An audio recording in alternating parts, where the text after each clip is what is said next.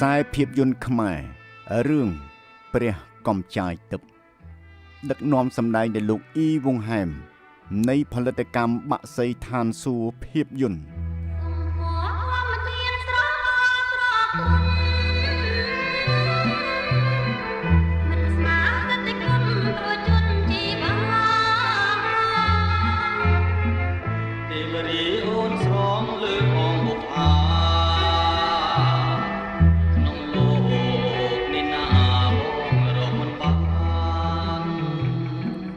តួឯកនៅក្នុងខ្សែភាពយន្តរឿងព្រះកំចាយទឹកសម្ដែងដោយគង់សំអឿននិងសោមវណ្ណសូដានីព្រមទាំងតារាប្រុសស្រីជាច្រើនរូបទៀតសម្លឹងមើលយូរហាកែនរៃពីរួមសំដីផ្លេចផ្លាំងទាំងប្រាជានេះមកទៅឆ្ងាយព្រះច័ន្ទការទូចាំខាងស្រ័យប្រាជាជានឹងអមដោយបទចម្រៀងយ៉ាងពីរោះរណ្ដំចិត្តគឺបទទេវរីដួងចិត្តជាសំនៀងរបស់លោកស៊ិនស៊ីសមុទ្រនិងអ្នកស្រីរស់សេរីសុទ្ធាសូមឲ្យដំណងបងបានលើចិត្តមួយជីវិតតទៅរៀងរៀងសូមជួនក្រុមជាងពីបងវា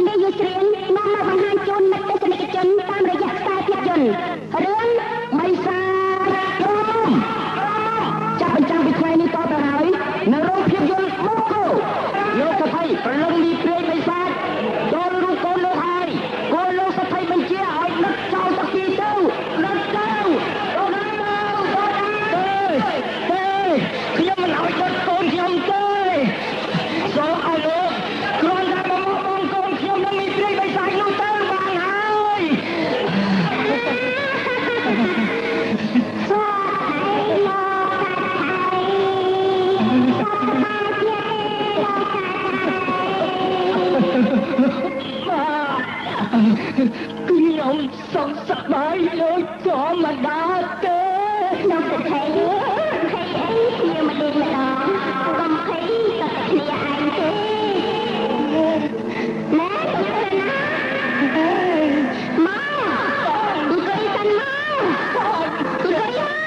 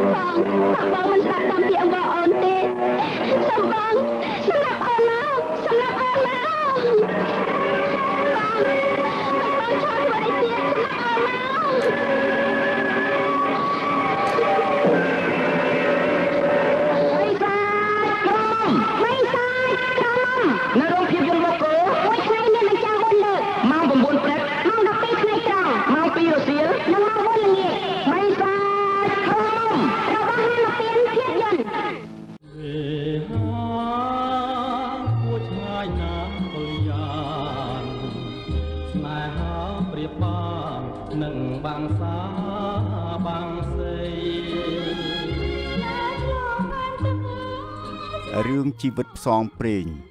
គឺជាខ្សែភាពយន្តដែលកើតឡើងពីការសហការគ្នាផលិតរវាងផលិតករកម្ពុជានិងផលិតករថៃដោយផលិតកម្ម Asian Film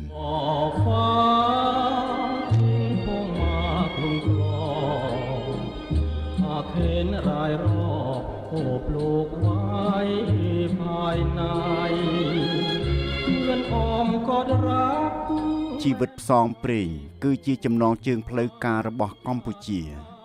អេរ៉ាខាមខូហ្វាប្រែថាស្នេហ៍ឆ្លងវេហាជាចំណងជើងផ្លូវការរបស់ថៃ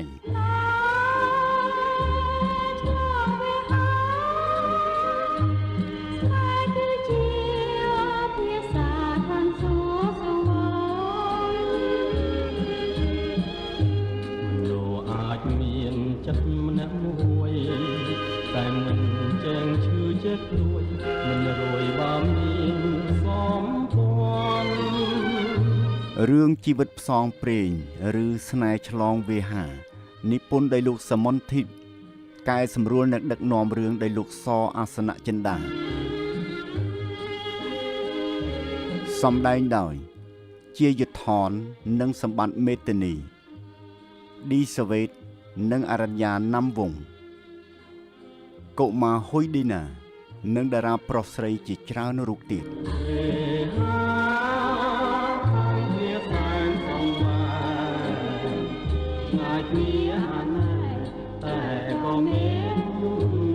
អមដោយចម្រៀងបទស្នេហ៍ឆ្លងវេហាយ៉ាងពីរោះជាប់ចិត្តដែលច្រៀងដោយលោកស៊ិនស៊ីសមុទ្រនិងអ្នកស្រីឌីសាវេត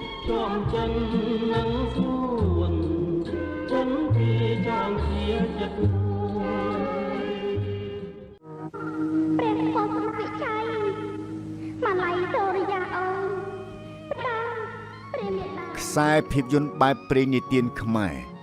រឿងតារាវិឆ័យម៉ាឡៃសូរិយារៀបរៀងជាខ្សែភាពយន្តនិងដឹកនាំរឿងដោយលោកអោសាងា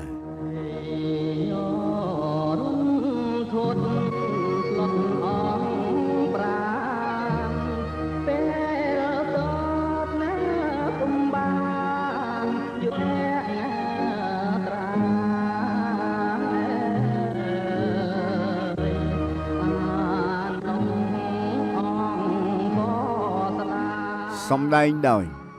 ណប់ណែមគង់សំអឿនគឹមណូវ៉ារ៉ូសាណារ៉ាសំសុផុននិងតារាប្រុសស្រីជាច្រើនរូបទៀត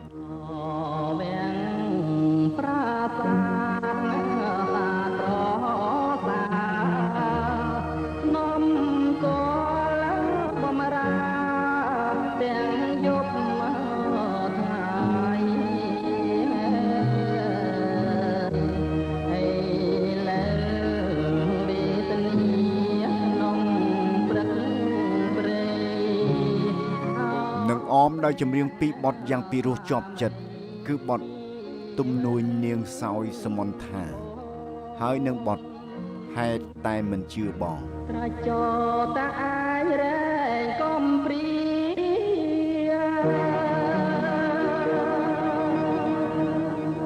ប្រលប់សន្ធារាត្រីសូន